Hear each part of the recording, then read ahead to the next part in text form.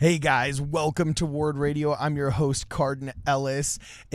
I'm joined in the studio by Brittany the Shadow, and it looks like our boy here, our boy John Crist, has actually ventured into the Church of Jesus Christ of Latter-day Saints, aka the Mormon Church, and it was good. It was funny. It was great. And we've got some members of the Church of Jesus Christ of Latter-day Saints, a.k.a. Mormons here, that are going to react to it. This is Word Radio. We talk about anything and everything tangential to the Church of Jesus Christ of Latter-day Saints. We're glad to have you guys with us. And we're just going to dive right in.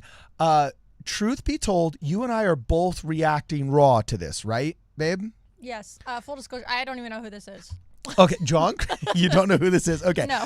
John Crist is now we got to show you. John Crist is a very entertaining comedian. He's a funny guy.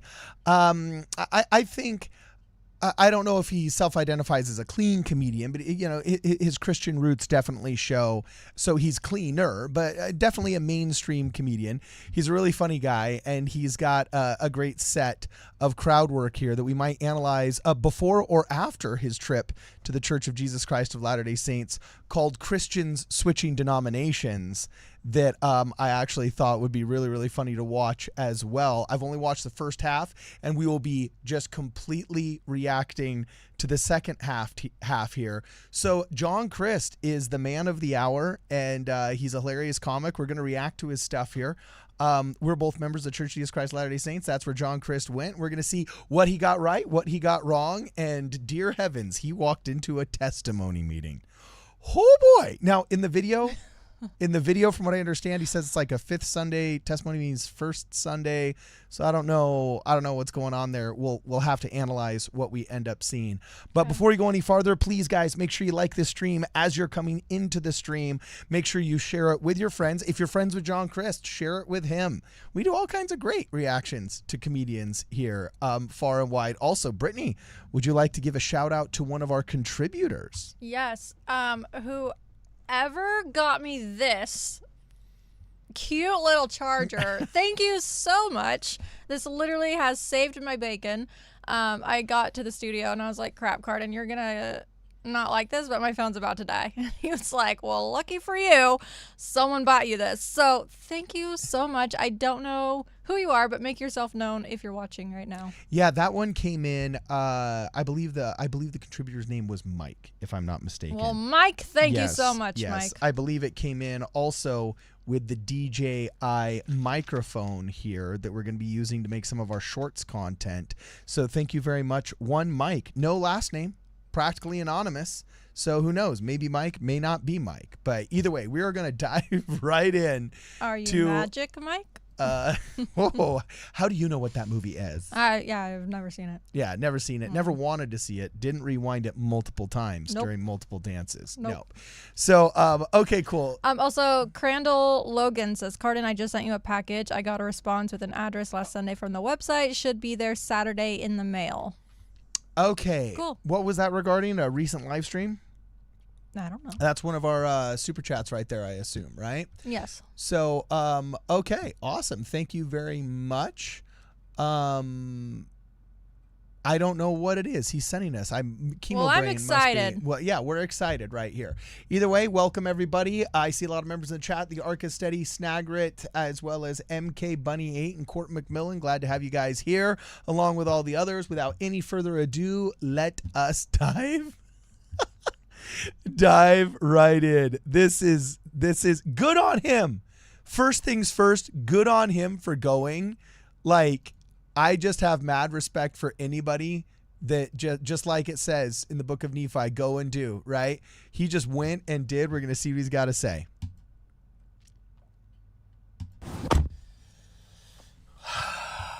Well, I went to the LDS church. They're not Mormon anymore, by the way. So they did a rebrand. Okay, don't call them Mormon. They're LDS. Okay, it's kind of like a Kanye to Yee type situation. They don't update. They do not have coffee at all. Oh my gosh, that is so true. That's true. You go to like any like Christian, just like evangelical. I mean, they have breakfast, they have coffee, they yeah, we don't got any of that. Dude, the Mormon church, okay, what we've got extra in doctrine and scripture, we lack in festivities Sunday morning. Now, we make up for it with the stake dances, with the ward dances, with the congregational dances, the regional activities, and so on and so forth. But yeah, the coffee and donut holes motif that is present everywhere else in modern day Christianity. Not so much here. Not so much here. And good on him for getting the rebrand. So let's actually, we'll just burn through this, react raw once, and then we'll go back to what he says Instead later. of a rebrand, can we just call it like our glow up? I like that more. Oh, okay. That'll work. That'll work. They did a rebrand. Okay, don't call them Mormon. They're LDS. Okay, it's kind of like a Kanye to Yee type situation. They don't update. They do not have coffee at all, and I don't think it's a funding thing because I looked around and these people got money. But I think it's a moral thing. I don't think coffee, the beans. I'm gonna need somebody to explain that to me. But they have a more. I don't think they do caffeine. They don't do alcohol. They not church obviously, but no caffeine. Everybody's wearing a suit. So don't walk in looking like this. They'll probably think you're homeless. Okay, just tell me. We gotta keep going. And then all the women are in like skirts and long dresses. And listen, I've been to my church, and we could use a dress code. Honestly, it's getting a little bit out of hand in the non-denominational churches. We did some hymns. Okay, actually, no, that's a good natural pause right there. Babe, what did you think? This is funny. I'm just enjoying watching. Also, I like his outfit. I kind of feel, I know he's a comedian, so he probably doesn't feel totally homeless, but it's why do we wear suits? Why can't we just wear a nice, dressy, casual outfit? I don't think it says you have to wear suits. Well, okay. No, this is great. Is this just a cultural norm? I know you're supposed to wear, dress up, right? But why a suit? Well, I don't know. There's never a better time to put a question mark where we have always put a period in. So first off, chat, why do we wear suits? I can't recall any specific modern revelation. I just understand that if we, the kind of interpretation of scripture that oftentimes the bridegroom cometh, and if you're going to the wedding and you're going to get ready, you want to wear your best vestments, so on and so forth.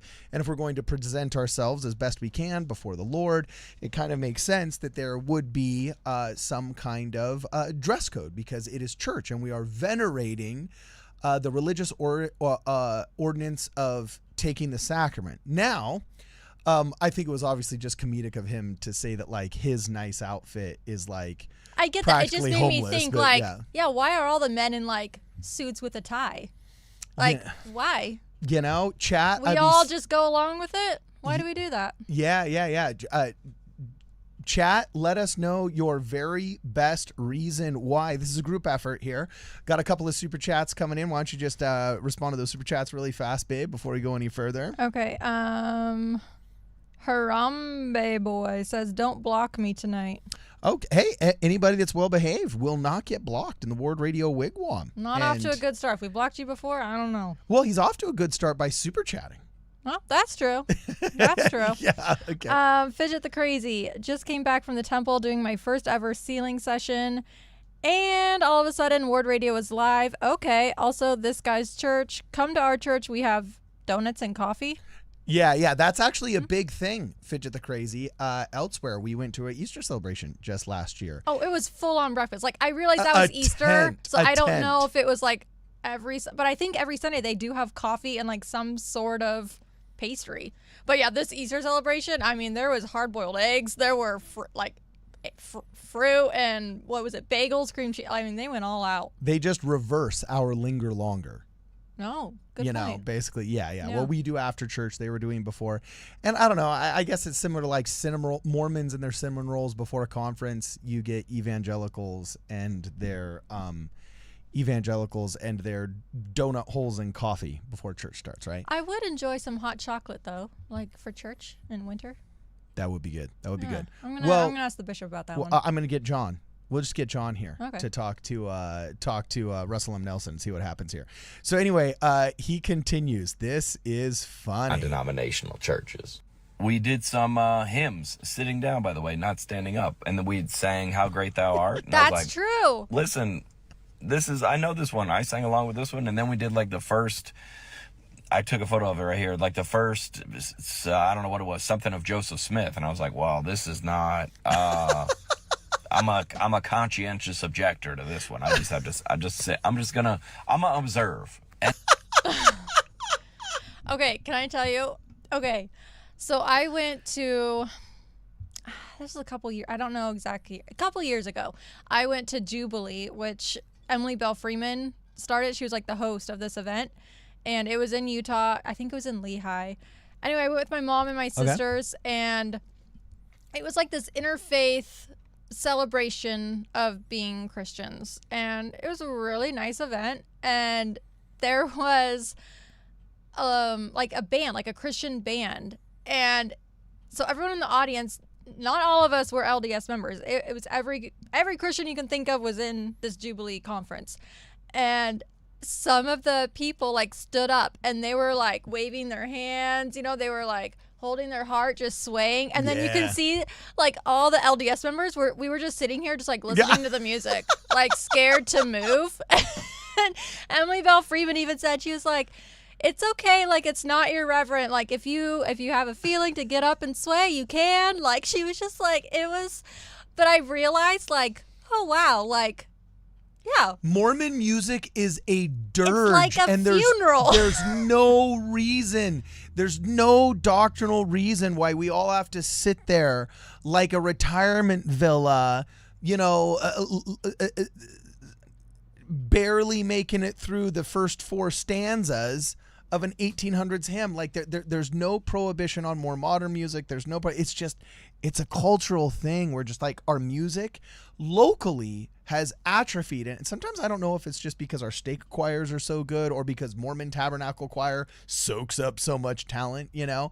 But I did find out as I was doing a little bit of homework, and just by homework I mean just checking out John Crist's X.com account. But apparently this happened while he was on tour in Salt Lake City, it looks like. He said, good folks out there in Salt Lake on his post where he posted this thing. And so it looks like he went to a local congregation, hopefully somewhere downtown. Now, we don't know what it is about people that, it's not a church audit, but come and visit us first. They keep going, what seems like they keep going to, so this is posted March 31st. I make sure I'm doing the math right. So it must have been a testimony meeting on like 5th Sunday, maybe, because usually our testimony meetings are on the first Sunday, unless maybe it was because it was conference, they bumped it forward. Yeah, that might have been exactly why Sunday. they did it. Yeah. Okay, cool. But whether it's heliocentric, the atheist that's doing a church audit, or whether it's John Crist, or his Twitter handle is John B. Crist, of all the meetings, testimony meeting, that's either a good thing or else a really, really dangerous thing, man. I think it's the best Sunday. Really? Yeah. Why? For newcomers? You don't think sometimes it gets a little bit wild westy out there? I mean, that's what's entertaining about it. Like when you have like the 2 speakers and you're like, all right, they're each going to go for like 20 minutes. Like, better be good, right? But testimonies, it's like, it's fast. It's, you know, if there's a crazy one, then that's awesome. And then you get really spiritual ones. It's like a roller coaster, baby. And like, you don't know what's coming. I don't know. I like it. Awesome. Yeah. Good to hear. Catch us up on Super Chats before we go back to John B. Crist. Okay. Okay. Crandall says, I sent 3D printed tie clips for the rest of the ward. Milanos. I work at Pepperidge. Okay, that's some good intel. And a mock-up of the USS Nauvoo floating temple. Whoa, really? Dang. All right. Oh, okay, cool. Thank you very much, Crandall Logan. Got another one coming in, babe. Cannot wait for those Milanos. Thank you so much. Ruth Kajar says, if you have to wear a suit to see the president, then God deserves the same respect. Okay. Oh, that's a savage. Yeah. That's a one-liner I get right that. there.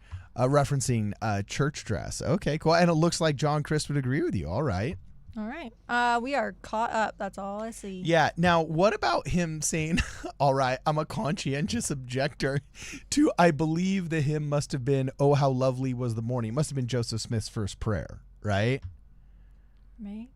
I forgot what he said. What did he say? Lovely was the morning, sweetly breamed the sun above. Or breamed? Gleamed?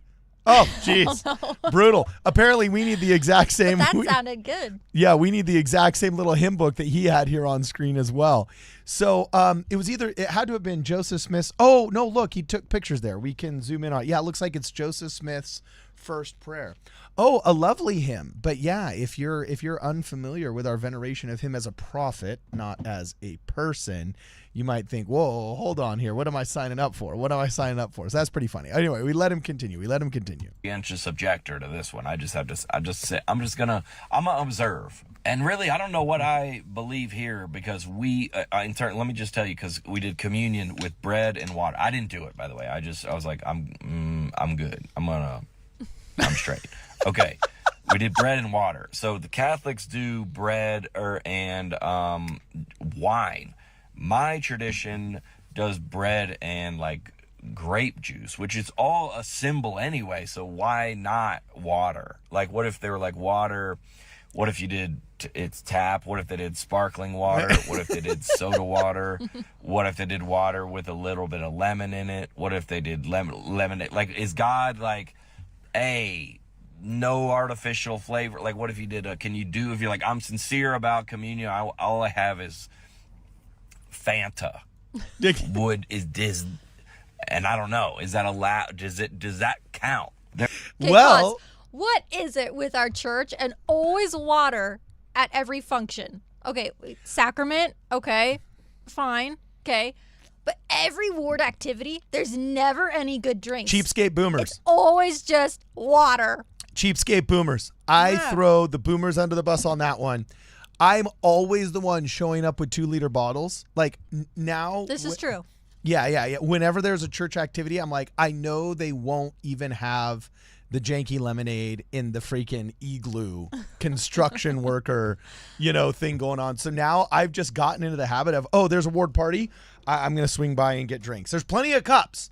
There's plenty of cups from the 80s in the same, little, what do you call that? Cupboard that yeah. they've been in for 50 years. There's going to be plenty of cups, but yeah, I don't know about drinks, never enough drinks. So I always just get some 2-liter bottles of Maybe it's like a cleanup thing. I mean, I get it. There's lots of kids. You don't want sticky spills, but I don't know. Yeah. But like tons of water. And he brings up a really interesting question here. Like, hey, the Catholics use wine. My church uses grape juice. These guys use water. It kind of makes sense. Like, why not? Why can't we just use water?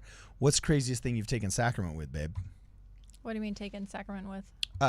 In the absence of water. Like, have you ever been at girls' camp and somebody forgot to bring the bread and the water and they had to use something else or anything? No, but crazy sacrament story. So I was in Ethiopia one summer and they like grilled it in my head, right? Like, don't drink the water. So I was like, okay. And then sacrament comes around and I was like, shoot, what do I do? Like, do I not take the sacrament? Like, it's not in a can. I can't pop it. It's just in the little cups. So I was like freaking out. And so I asked like my mentor who's sitting next to me, I was like, hey, so like, what do you do about the sacrament? And he was like, well, it's blessed, so I take it. And I felt about this big. And I was like, okay. So I took it. I was fine. No worms that I can think of. Okay, cool. Well, you look great, Thanks. So you survived. But that did scare me. I was like, ooh, I don't know.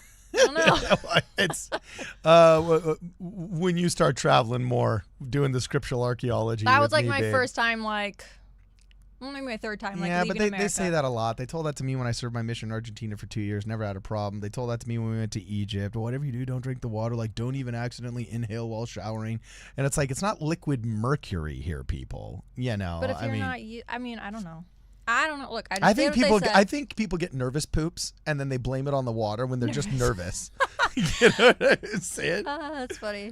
Yeah. So anyway, John Crist brings up a good point, and I believe we responded to it accurately. I will say this for people that are unfamiliar with the show. One of the coolest devices I've ever seen the sacrament taken out of was actually I'm going to see if I can find it here. Professor Freeman at BYU did a class called Saints at War. And it was the stories of all the different Latter-day Saints that had fought in all of the different conflicts since the Civil War. The Church of Jesus Christ of Latter-day Saints has had members of our church actively serving in every army that the U.S. has ever put out since the Civil War.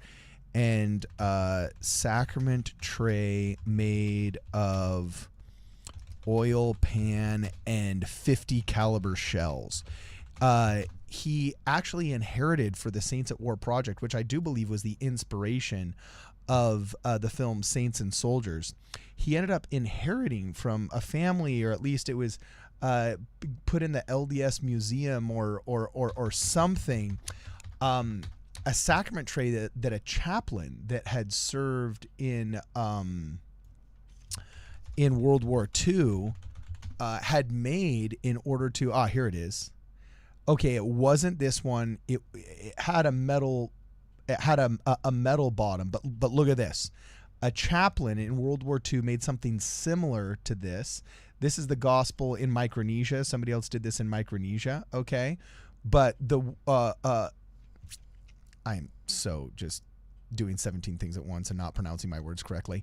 But similar to this one right here, which looks like it's made out of ammunition shells. That's cool. From Pearl Harbor. Yeah, there was a chaplain in World War II that had taken the oil pan out of a Jeep and then welded on a handle and then put a bunch of like 30 caliber or 50 caliber anti-aircraft shells that had been polished in order to make the sacrament cups. And that's what he served the bread and water out of.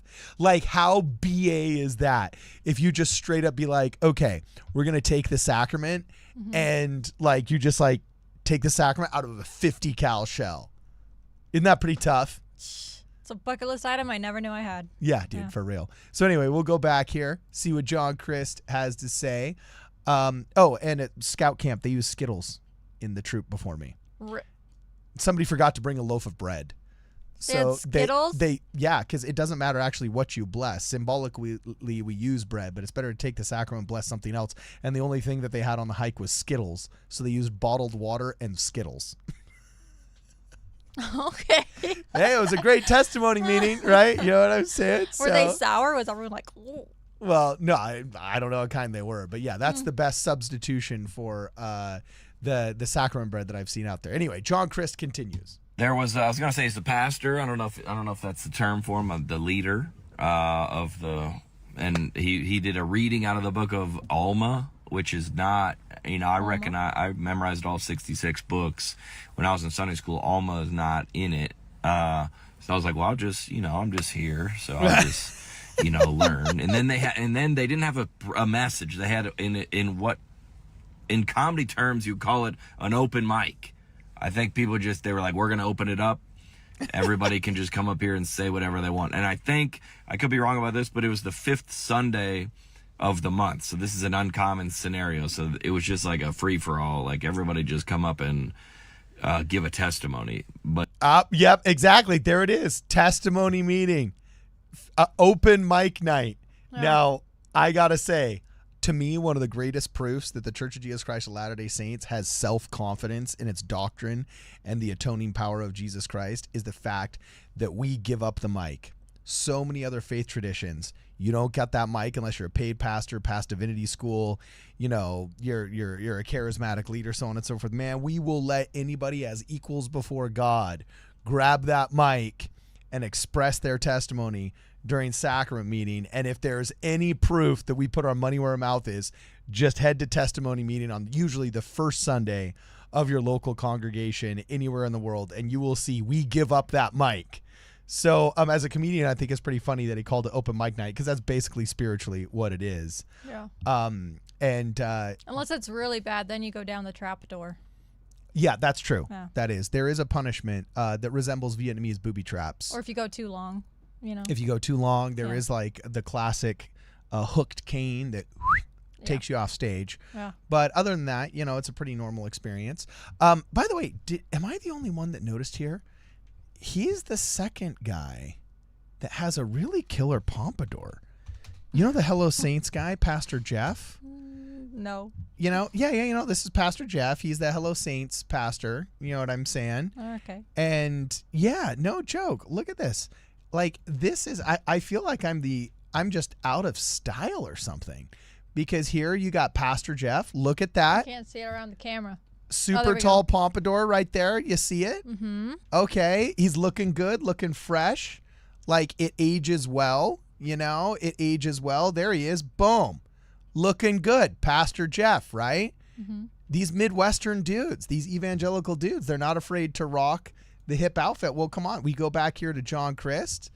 And yeah, look, again, just hip pompadour right there. He's got it. I feel like your hair could do that. You would just have to. I'm not skinny enough, put man. some gel in there. I know. I got to lose some weight first, because whenever like fat dudes have like edgy haircuts, it just accentuates their fatness. I don't think you're fat. Well, yeah, more so than I used to be. Look at the pictures when we got married, man. Oh, we could talk about that later. You know what I'm saying? Okay. But yeah, I'm on the way down though. But anyway, yeah, he continues. But it's not, if you've ever been to black church, a testimony is very different from a Mormon testimony. I'll just say an LDS testimony. What I've always tried to do with my... I wonder why. I mean, both are pretty animated in my mind. Although, I don't know, maybe ours are just boring and they cry a lot. But yeah, we'll find out. Sometimes Sacrament meeting does seem a little bit like a struggle session. Or like a support group, but all right. But isn't that that's what church is? We are a support We mourn group. with those that mourn. We comfort those that stand in need of comfort. Culturally, it has atrophied a little bit from being a testimony of our experience and our walk with God, as much as a hospital money or this is what I overcame this week.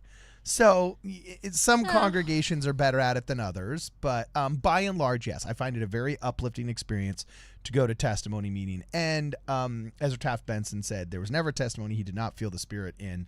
So, or testimony meeting he did not feel the Spirit in. So, I think a lot of it is our outlook on life at that time. So anyway, he continues.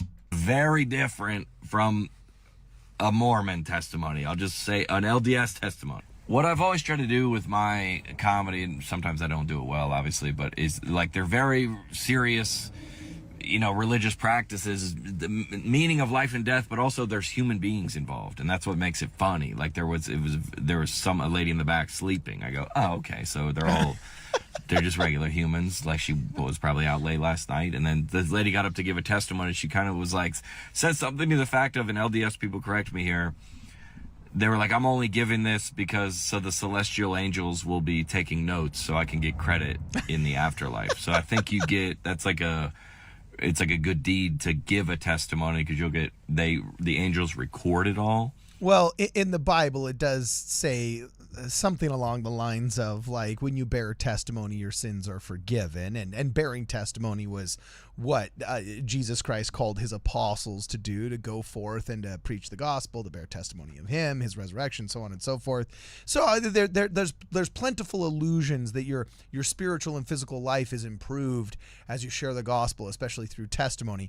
I'm not aware of any kind of specific credit program that or any kind of indulgence, but it is encouraged. I would say it is culturally encouraged. What do you think, babe? Yeah, I mean, I've heard that. I've never heard someone like say that word for word, but I have heard like, oh, the angels write it down, but I don't. Well, I didn't know it was like literal. Yeah, in the Book of Revelation, it talks about the Book of Life, and also Lehi saw the Book of Life in his vision in the Book of Mormon. So, that's why a lot of those classic Protestant hymns from the 1800s, they say something like, angels their records are keeping, or however that hymn goes. I probably just butchered it. So anyway, John Crist continues. And she was like, I'm only here for that, which I thought that was funny. And then this one lady got up and was talking about a mission she went on in Africa.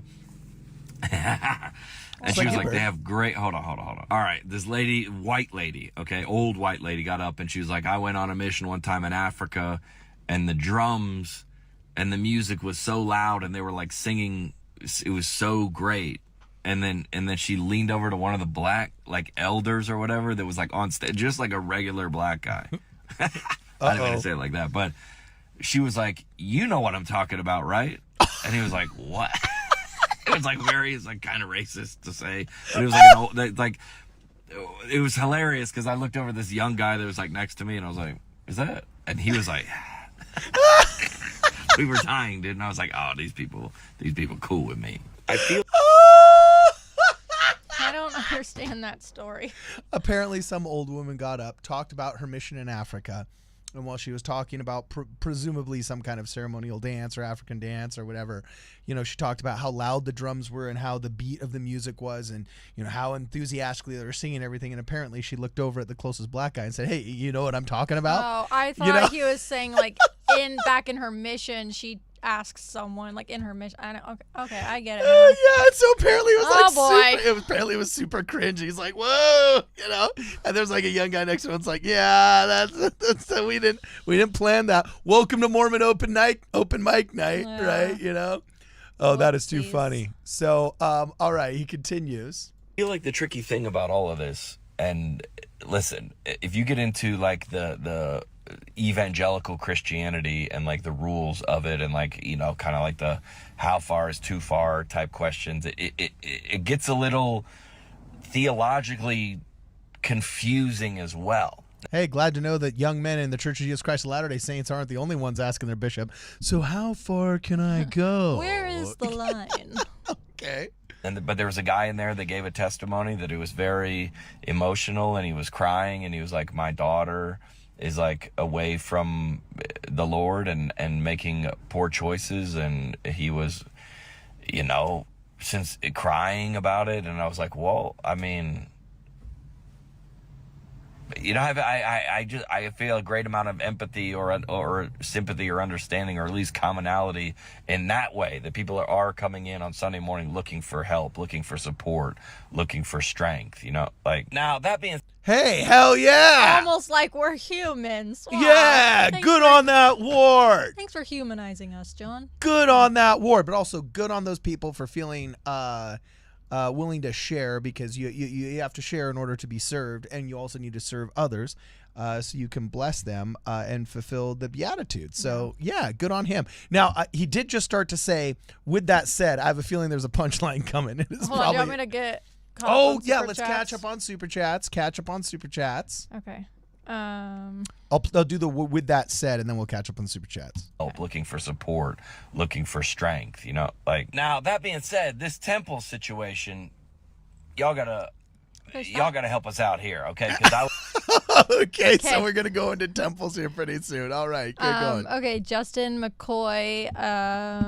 He said, let me see if he has a comment. Oh, he said, it's clear that Cardin has PTSD about testimony meetings from his mission. Is that true? No, actually, testimony meetings in Los Angeles were great. I've just visited a million wards. I visited a million wards, and it's a mixed bag, to say the least. Got a mixed bag. I'd agree with that. Okay. Mary Lou Howarth says it's a budget thing regarding the water.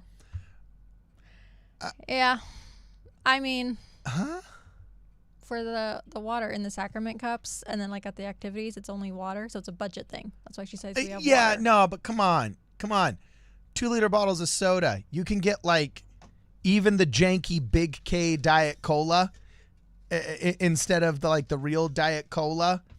You can get one of these for like $2 or $3, and yeah, but water is free.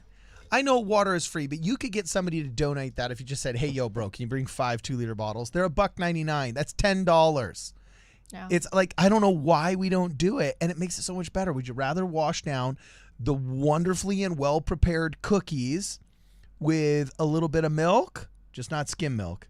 Non-fat milk is the only crap you can dilute water with, Or, if you have some good potluck, it's a chili cook-off, would you rather wash it down with some Diet Coke, some Sprite, some Coke Zero? This is why I just bring my own soda to any award activity. Lame. And then all the chicks are, judging each other by all their Stanleys and who's got the cooler, hipper Stanley. You know what I'm saying? It's like, so I bring mine in a styrofoam cup from the gas station. So there we go. All right. Okay. So keep going. Patrick Walsh says, I was baptized 3 months ago.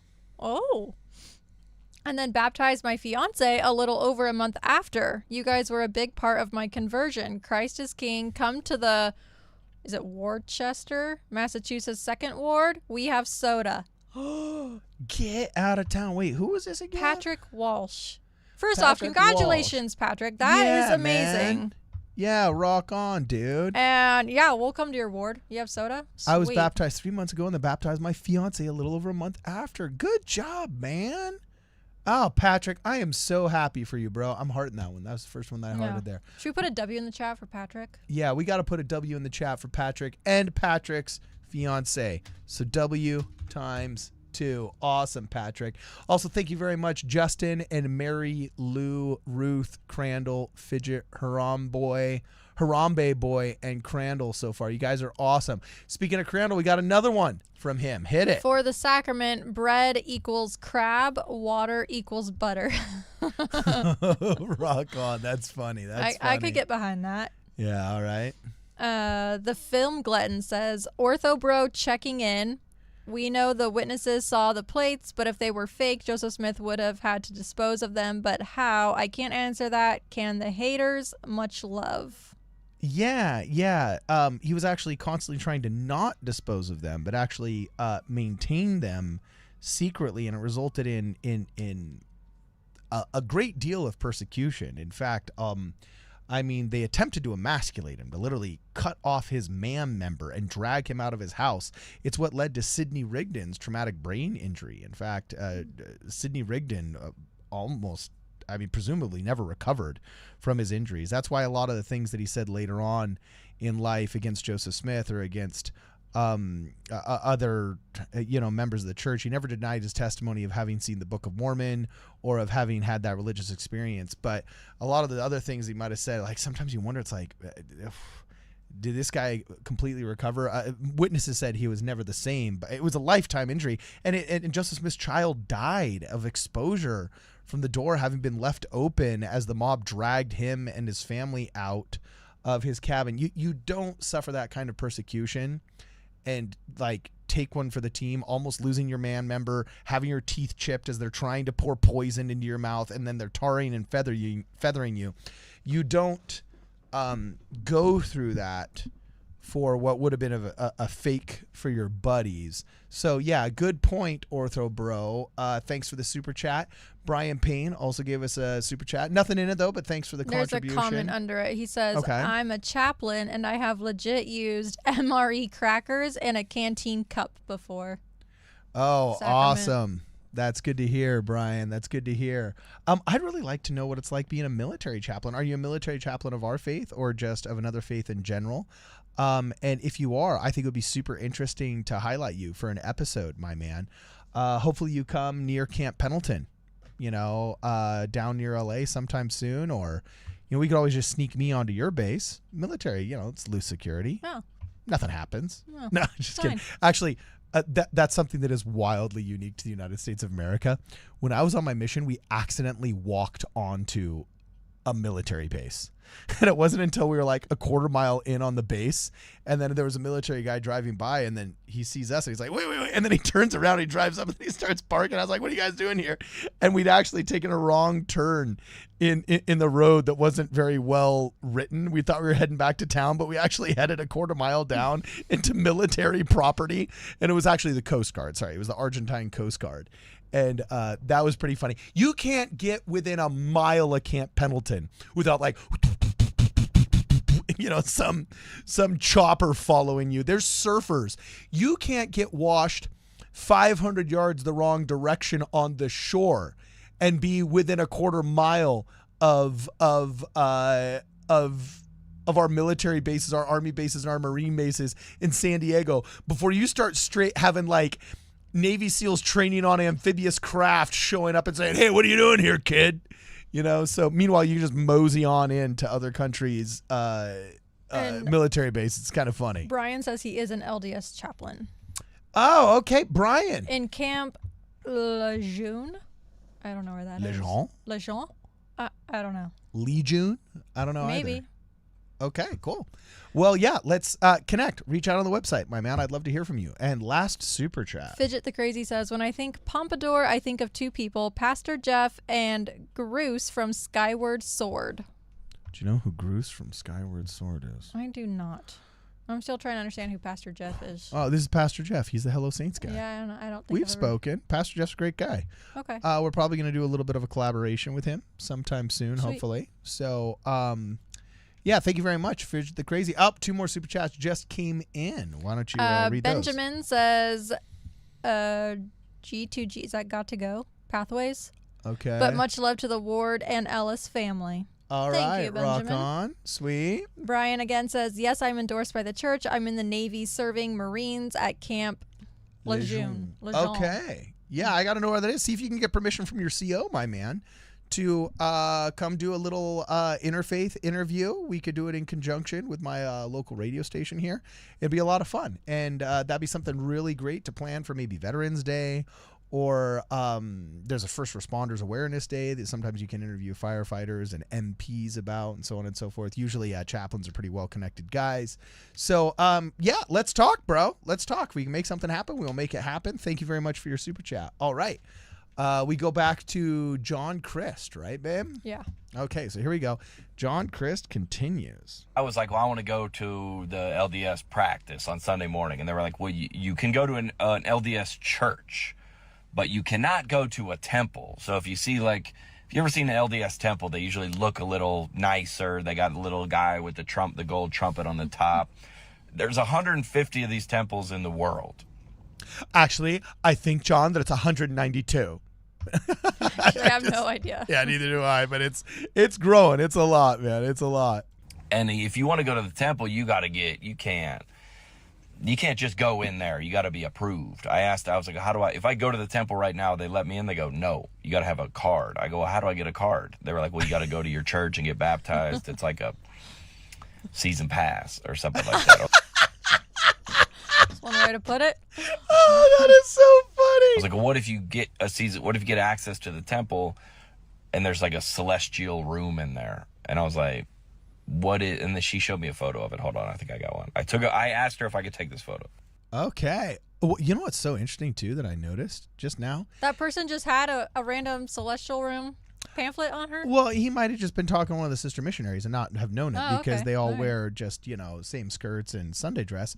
But also, if you look here on the little analytics bar, actually, I'm going to put it on just the full screen here so that you can see it a little bit easier. If you actually look just at the bar of what's playing and what gets most rewatched, what moments get most rewatched, this is like got a big bump. See that little bump right there where my cursor is? Mm-hmm. This is a heavily rewatched portion of the video, and I kind of wonder why. Because people are curious what the temple looks like that's inside. so. I mean, sorry, I shouldn't say. I mean, I know why, but I'm just saying, like, it's curious to me that of all the things to rewind, I would have thought that they would have been interested in the hymn. But if you look back at the hymn, there's literally no traction. When he showed the picture of the hymn that he saw, there's like nobody replayed it. There's not even a visible bump right here. But they were really interested. Like, so here was the a visible bump right here at about the 4-minute and 20-second mark, and then here's another visible bump at 6 minutes and 32 seconds. That's really interesting to me, Yeah. what the public actually kind of picks up on. So John continues. What if you get access to the temple and there's like a celestial room in there? And I was like, and then she showed me a photo of it. Hold on, I think I got one. I asked her if I could take this photo. I was like, what if I get my season pass to the temple? I was like, have y'all ever been in there? They're like, yeah, we go in there sometimes. And I was like, so what if you get a season pass to the temple and then you do some bad stuff? Do they take it away? And they're like, every 2 years you got to renew. And this is what they told me. Every 2 years you got to renew I was like, oh, so it's kind of like a driver's license. They were like, all right, not really. But I was like, Hey, no, that's actually a good example. Yeah, I guess so. Yeah, it's like a spiritual driver's license. In fact, I think I have a suggestion here. What John is referring to, for those of you who are not members of our faith, can you tell I'm an inspector by day? Got the flashlight still in my pocket. We do have the season pass. What's it called, babe? The real name? Temple recommend. Oh, I can't show everything in my wallet. Yeah, I was like, maybe put your thumb over your membership number too. Yeah, what I'm saying is, oh geez, man, how many licenses do I have here? Gosh, there's CCWs, there's licenses. Oh, hey, lucky $2 bill. I forgot that was in there. Oh, God, it's like when you find $5. No, This is like a get ready with me. Like, what is in Cardin Ellis's wallet? yeah, seriously. I'm seriously looking for my temple recommend. This is embarrassing, babe. Oh, Maybe man. it's in my old wallet. I just got this new one. You know, when the I went parable of the 10 virgins is coming to mind. Yeah, for real. So apparently, gosh, I don't have it here. I wonder where I have it. But Mine's in my temple bag, so you know, it must be in my old wallet. I just got this one to put my passport in here to go to Egypt, and it was actually on the Amazon wish list, and a generous contributor gave it to me, and now I know. Oh, here it is. Good. Whew, scared me. Okay, cool. So the season pass that he's referring to, and these season passes, they suck. Like they're paper with like little flimsy. oh, cover up your membership number or something. This is just the front that says temple you're scaring recommend. See, me. I'm not scaring people, right? Okay, and then I'll cover it up right here. Psychotoxic people in the I live know, stream, probably. I know. And this expires soon, babe. In June, we got to get a new one. You know what I'm Okay. saying? And yeah, I don't want the record number or the whatever, but there's my signature on back, right? You know. So anyway, this is our season pass, but like it's like a flimsy little piece of paper. It needs to be cooler and it needs to be better. You know what I'm saying? Like here's Like, why can't the there Los be... Angeles Public Library card, like Yes. something formidable, you know? But, like, why even have a card at all? Like, can't I just show up, like, have a system, and I just, like, punch in a number? what, Or, like retinal scanning? Maybe. Like, I don't know. I'm always losing stuff. Like biometric, you know? I choose to enter the presence of the Lord. Step forward and scan your left footprint. Well, or just, like, give your last name and a security question. I don't know. Like, something easy. It would make it a little bit easier. So yeah, I think though that my suggestion, the reason why I pulled this out was because instead of just like a piece of paper that they have to cut in the ward clerk's office inside this janky little just sleeve, you know, it's a plastic sleeve, you know. Yeah. We should make a piece of Ward Radio merch. I'm going to put this in the Ward Radio store if I can make it, that says Jesus's season pass. Oh, Or gosh. spiritual season pass or spiritual driver's license. Like that would be totally based if you just went to church and then they said, oh, can we see your temple recommend? You pull out, oh, you mean my spiritual season pass? Yeah, that would be epic. Would it not be epic? It would be epic. Okay, so my dreams are a little bit bigger than the average bear's. But anyway, we keep going. It's like, well, I was like, has anyone ever tried to go in there with a fake ID? And they were like, no one's ever asked us that.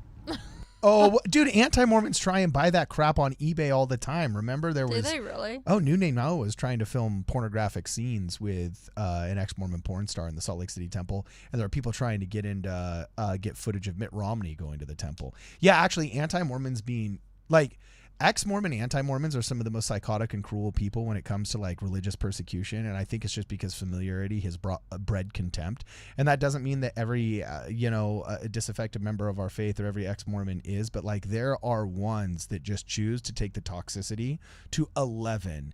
And yeah, like they were literally planning to film a porn in the Salt Lake Temple with freaking temple recommends that they'd purchased on eBay, you know, just to make it past the old fogey volunteers who can't tell the difference between an old one and a new one. And it was like, it's like, could you imagine?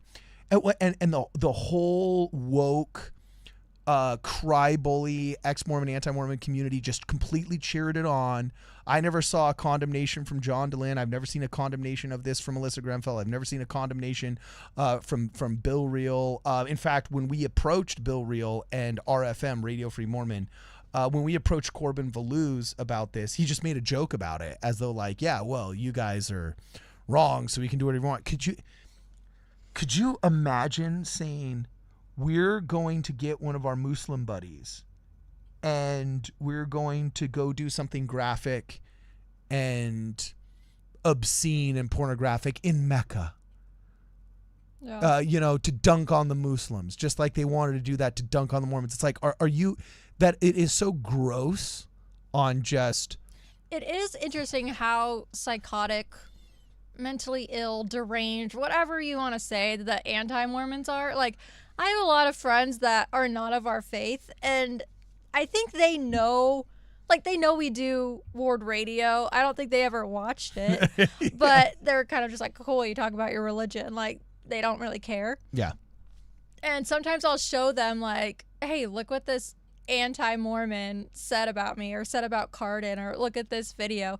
And they'll watch it, and they literally think they are, like, the lamest people. Like, they're just like, like, we live in LA, and they're just like, is that person, like, is he okay? I'm like, probably not. And he's like, dude, did you remember we watched they're that just episode? so lame. Do you remember that episode? It just came out recently where literally they said they compared me to somebody Vallow, Lori Daybell Vallow or whatever.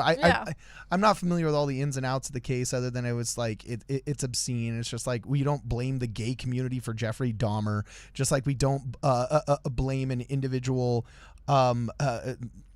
cruel criminals bad actions on an entire church, right? But like in the same day that I'm getting called dangerous, unsafe, horrible, every name in the book, like from like dangerous criminal to I mean everything in the book, right?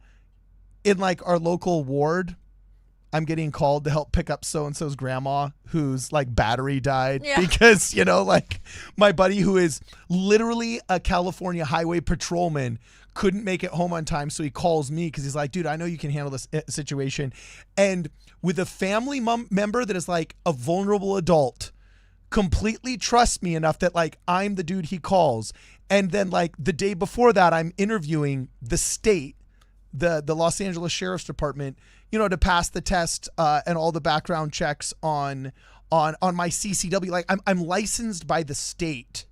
You know what I'm saying? To in the most liberal state possible to conceal carry. I pass all the background checks to volunteer with our youth. I'm a soccer coach in the local soccer league. That like all of everybody Friends else. out of our faith are like, hey, you guys want to barbecue tonight? Yeah, exactly. Like, sweet. You know, but it's like with these toxic psychos over here, it's like I can't even be in the same room with Cardinellis and what they say about you. Remember the I don't know. They just say like I'm ugly or I don't which know. that's just demonstrably Flat false. chested. I don't know. Like That every, was a like, funny one. I was like, okay. Blink if you need help and he's holding you against your will. Oh, You know what yeah. I'm saying? So they will say every single heinous thing in the book that is just like beyond besmirching. It's insane. But then like the reality is beyond polar opposite. It's one of the I it's just think so it's funny. unhinged from reality, it requires mental illness. Yeah, and I just love showing anti-Mormon content to friends that are not of our faith because they literally just go like, they need to be on medication. Like they need some help. Yeah. No shame in the game. Just they Yeah. might want to look into it. Like, yeah, and it's weird because I swear no other religion has this. Like, That's what I was saying on a previous episode. Like- Like is there anti-Catholics? well, there's anti-Catholics and there's ex-Catholics. Anti-Hindu? But like it does not have as much edge. Like there is a unique edge where you're just like, whoa. And it goes now some of this might just be availability bias. Maybe just because we research this and oftentimes debunk this kind of content.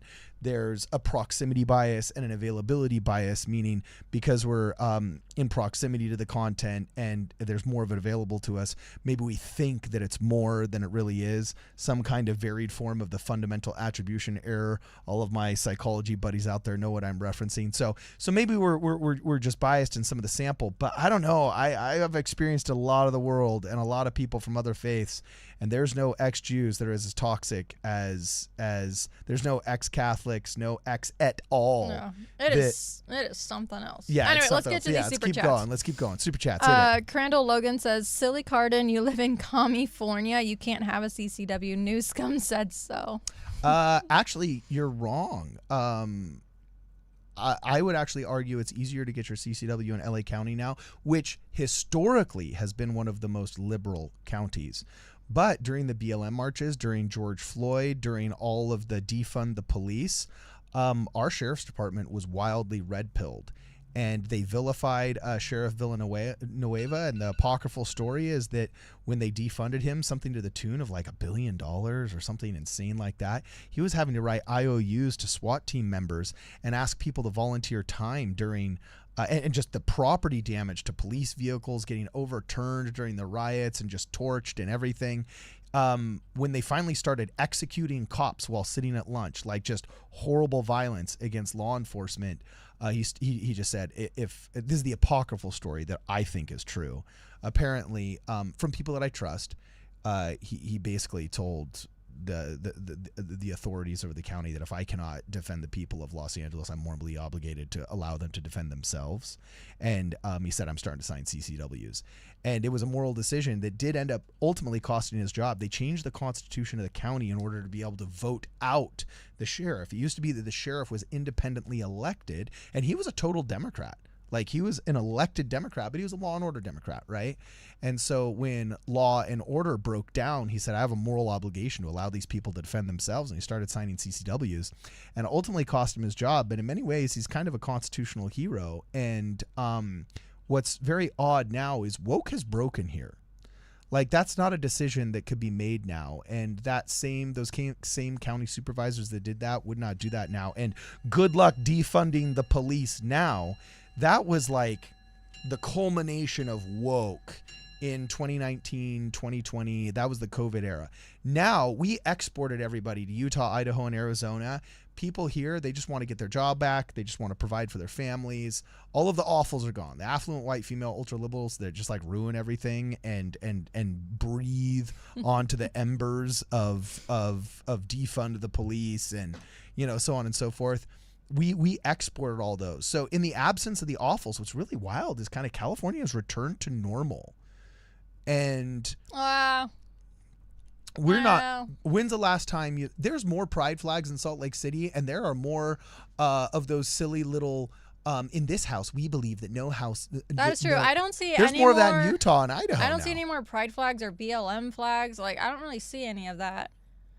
We do have really high taxes. No, we're just back to being the really expensive state. Our sales tax just went up. Did you know that? Yeah. Just in LA County, I think we're at 11.25. And with all of these fires, they've readjusted the insurance. Our insurance just. So our you workers' win comp some, just you doubled. lose some. And yeah.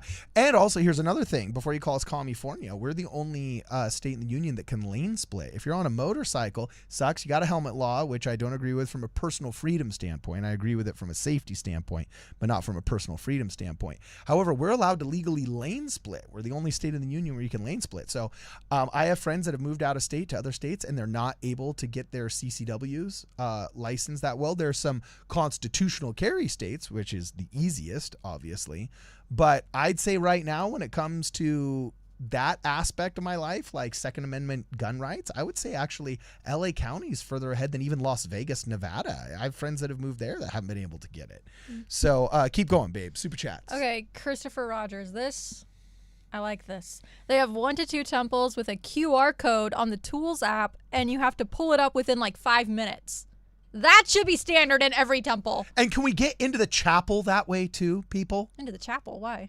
Like, if I ever want to go practice the organ for, like, Oh, Oregon. you're like not on a Sunday. And you got to call somebody and say, hey, can you let me into the chapel because I need to practice a musical number with.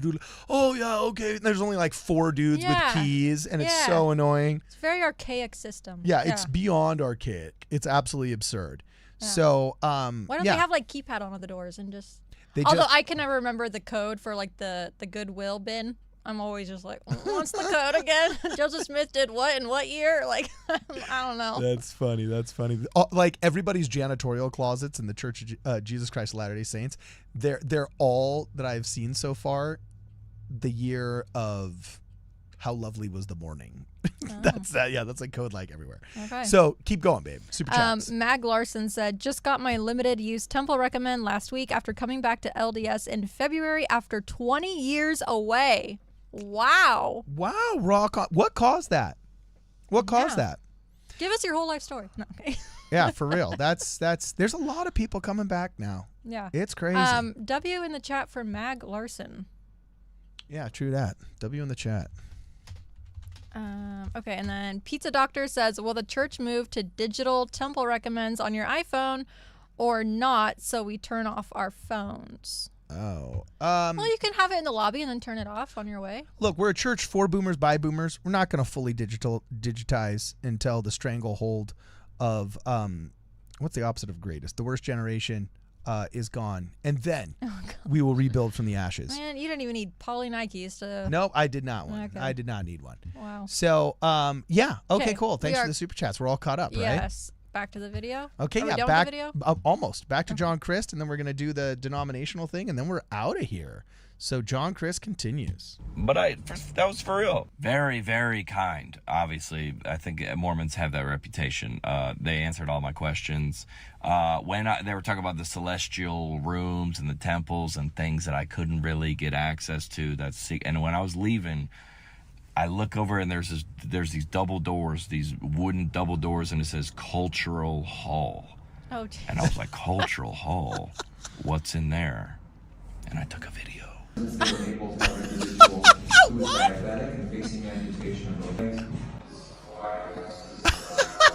At the end of the day, differences aside, we all just want to hoop. Oh, why is it called Cultural Hall? That's funny. Well, because it's not theological. We do the theological services, the spiritual services. What, We do- gymnasium is just too Well, casual? Because it's not a gymnasium in all countries. For example, the Cultural Hall in Argentina was a multi-purpose room that did indeed have a stage, but the multi-purpose chapels room. they're built with soccer fields, not with basketball courts. That's cool. But yeah, why don't we just call it multi-purpose rooms? Elementary schools call it a multi-purpose room. I think ecclesiastically, the multi-purpose room is generally called the Cultural Hall, but it is kind of a Mormonism that could go. It's not a hall. It's a room. I've never thought of this before. I would not miss it. So anyway, yeah, this was really funny. So really fast, guys. I want to change it to room of requirement. Wait, what? Someone does not read Harry Potter, and it's showing. Room of requirement. Okay, I'm going to set a goal right here, really fast.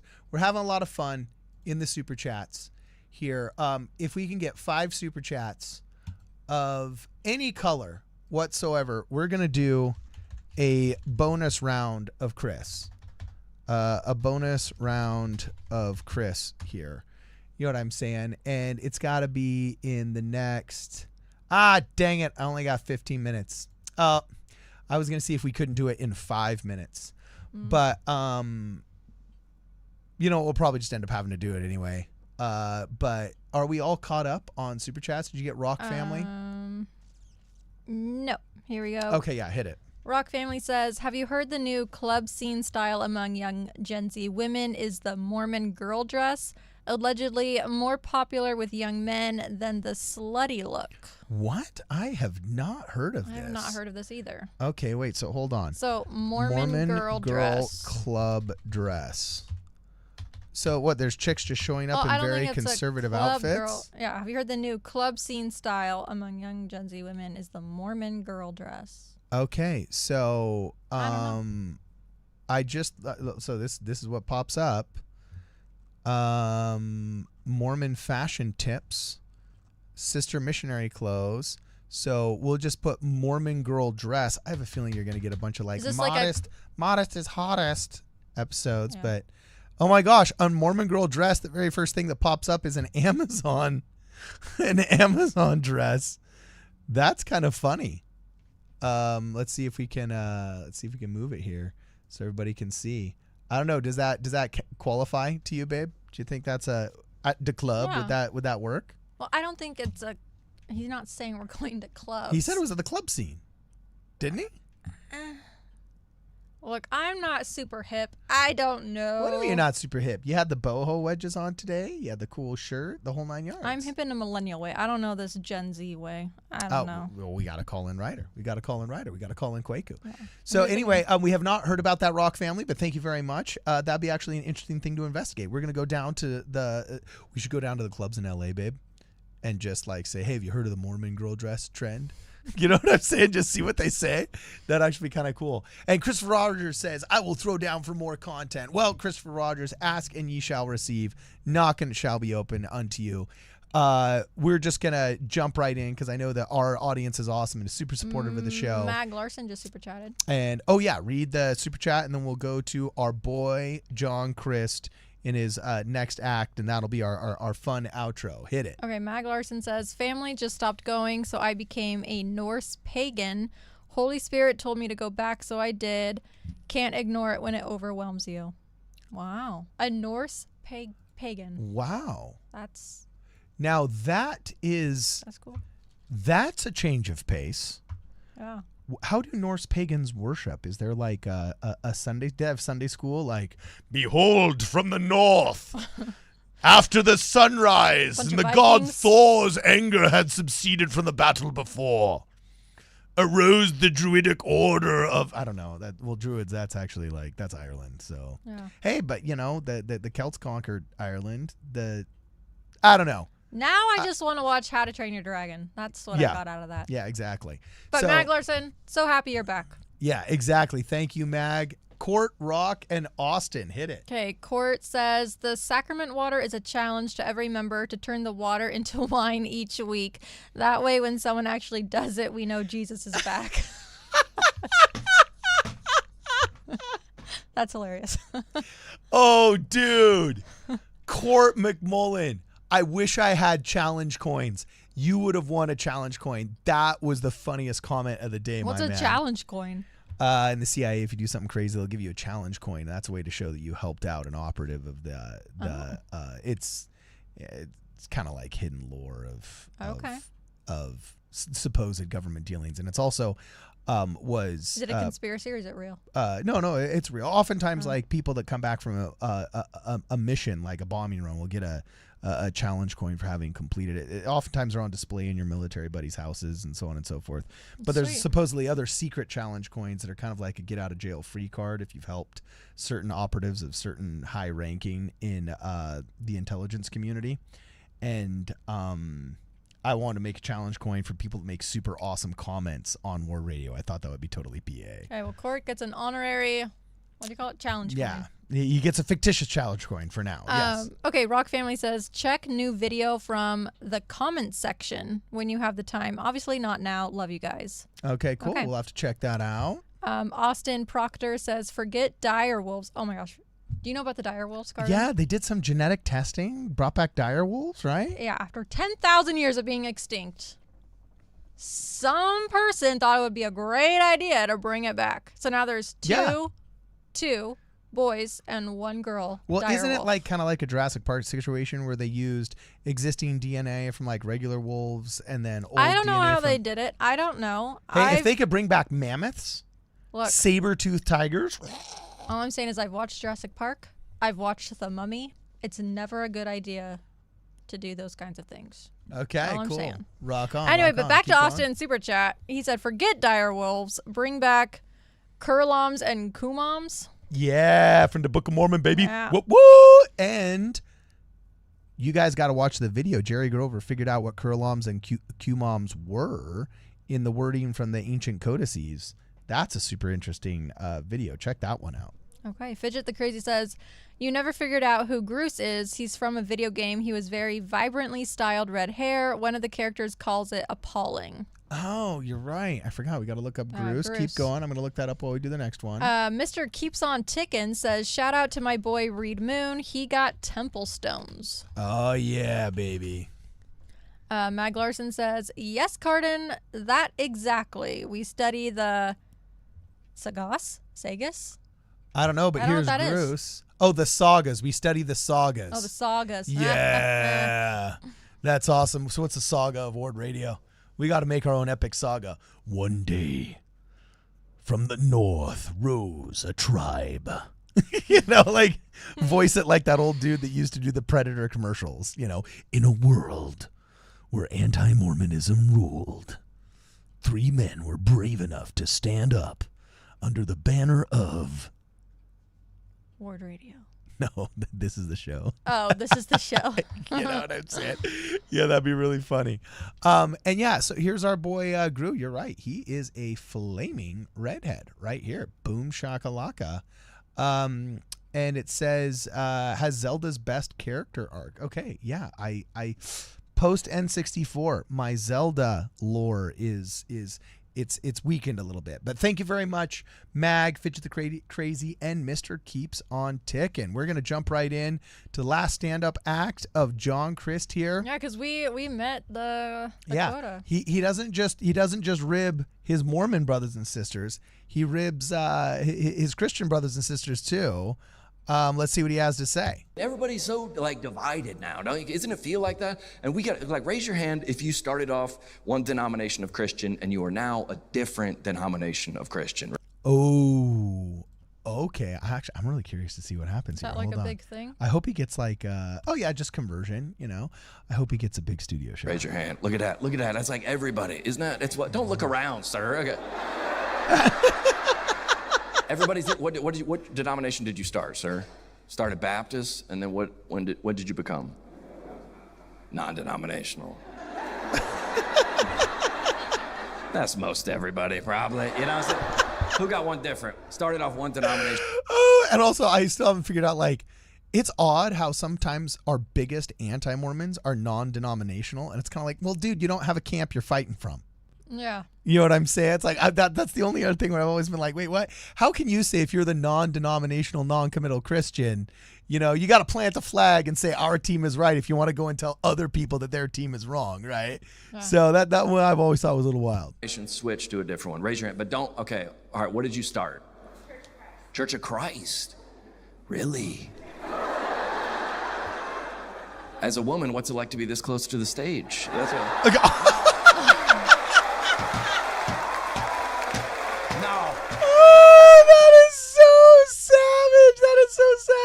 Let him go. That's a great joke. That's for one person. That joke is unbelievable. I got to remember that joke for later. Okay. Okay. No, because they're not. Okay. All right. Never mind. All right. That shouldn't have done that. Okay. Looks like Mormons aren't the only ones. No, I'm just kidding. Actually, they're far worse. People think that the church, members of our faith, progressive members think like, oh, we're oh so oppressive to women. Dude, there's churches where they're not allowed to speak. Like children's ministry is the only place because they take seriously like Timothy and the Apostle Paul, and it's like literally thou shalt not be in ministry. It's crazy. You started at Church of Christ, and what'd you become? Non-denominational. Okay, well, yeah, you're moving in the right direction. No. Anybody else got a different one? Anybody else start? What'd you start? Church of God. Church of God. So you're the only one going to heaven. Is that? There's a Trinitarian joke he missed there. Sir, which denomination did you start? Catholic. Sorry, I meant Christian. Okay, Oh, see, I'm telling you, we're not the only ones. Wait, some people don't think Catholics are Christian? Oh, dude. Yeah, Mormons, J-dubs, Catholics. It's now see, he's a comedian and he's kind of just being funny about it, but like they literally do. Like the people, remember, that wouldn't let us rent in the apartment complex? Yeah, but they weren't Catholic. Well, I know, but what did they say? They said, "Oh, we're holding the apartment for real Christians." For real Christians. Yeah, and they do the same thing to Catholics. They say Catholics aren't real Christians and so on and so forth. It's brutal. That's weird. And it's unfair. It makes for good comedy, but in real life, it's brutal. People are so weird. Yeah, it's nuts. Everybody's got a different. That's great. Everybody's got a different. Everybody got one more. We'll do one more. Anybody got to start? What'd you start? Baptist. Started out Baptist. What'd you become? Pentecostal. All right. You went backwards? Oh, no.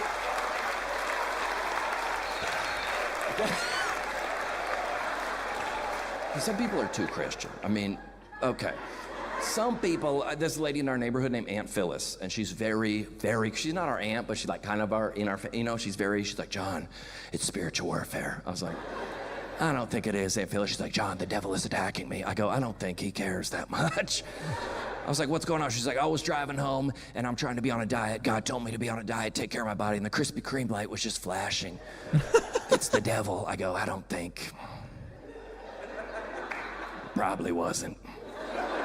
Or maybe it was. And God bless that woman for putting it into spiritual terms and soliciting the power of Jesus Christ to avoid the temptation of the donut. She's like, I was like, God is omnipresent. He could be anywhere. The devil has to pick and choose the battles he's trying to fight. And you're saying greed, corporate wars, crime, politics, fraud, natural disasters. And the devil's like, not yet.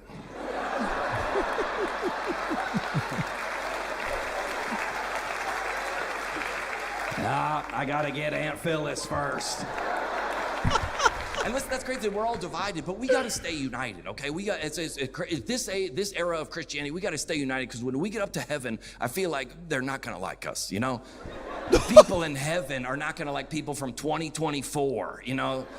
They're gonna be like, we give up our firstborn child for the faith. And we're like, we give up chocolate on Wednesdays, you know. It's like, they're like, how'd you become a Christian? Like, a missionary came to my village in the 1500s. What about you? I was watching the Super Bowl and I saw He Gets Us commercial. Yeah. Hey, I'm glad to see that we're not the only ones that recognize that our wealth has weakened us. It's no, it's just like, listen, we all get that's wild. Nobody from heaven is gonna be up there for He Gets Us commercial, but all right, awesome. I think it's cool. And by the way, babe, before we go I was here, waiting for a Mormon joke. well, he probably would have just said you're not Christians, All right. you know. But yeah, dude, I'm digging the cargo pants. Cargo pants are coming back, babe. Yeah. You know, cargo pants and Nike Airs, dude. It's I like actually have some cargo pants on right now. back in junior high again. This is pretty awesome. So anyway, last 3 super chats, and then we're gonna get out of here, guys. Mr. Keeps on Ticking said, shout out to my boy Reed Moon. He's got temple rocks. Oh, we already said that. That We only exactly. have We one study more. sagas. One more. Hit it, babe. Hit it. Keepers of the chats. General Bauer 129 says they actually also bred mice with genes to grow woolly mammoth fur as well as the dire wolves. Yes. Now we're talking. If they could only bring back that turtle in China and the white rhino, that would be super cool. I don't know. It all just makes me very uncomfortable. Or the Tasmanian tiger. That'd be pretty cool. That'd be pretty cool. If God wanted these animals to come back, I think He would do it. I don't know. Or maybe we've just had a dereliction of our duty as stewards of Earth. I mean, that's another way to look at it. Yeah, maybe that's one of the biggest derelictions of duty of humanity, is not taking better care of Mother Earth. So anyway, guys, his name is John Crist. On Twitter, you can find him as John B. Crist. Super funny comedian, mainstream guy that I've seen doing all kinds of really funny stuff. Looks like he's a pretty cool guy. Seems like he'd be a really fun neighbor. Went to the Church of Jesus Christ of Latter-day Saints, a.k.a. the Mormon Church, and shared it all with us here, and we had a lot of fun. Thanks for everybody that was hanging out with us. If you haven't had a chance to super chat, or you're watching the replay of this and you want to contribute to the program, please make sure you go to wardradio.com and check out our merch store there. You can buy a short shirt, or you can get a popular War in Heaven veteran hat. If you're a person of means that doesn't want merch, please consider a generous contribution through Zelle or through Venmo. We're available on all of those platforms. Also, if you guys want to contribute to the show, never forget the Amazon wish list. We've received all kinds of really cool items here, just like Brittany here rocking her little charger. This thing is amazing. Thank you so much. We've got all kinds of cool little gizmos, everything from small replacement microphones to cables and other things that help us keep this show up and running. And as we always say, it's been real, and it's been fun, and it's been real fun. Oh, no, sorry. Links to the Amazon wish list will be in the description of this video. Now, it's been real, it's been fun, it's been real fun. For this and more, please make sure that you guys check us out at wardradio.com. I built a rocket in my basement. I'm gonna fly it to the moon. This super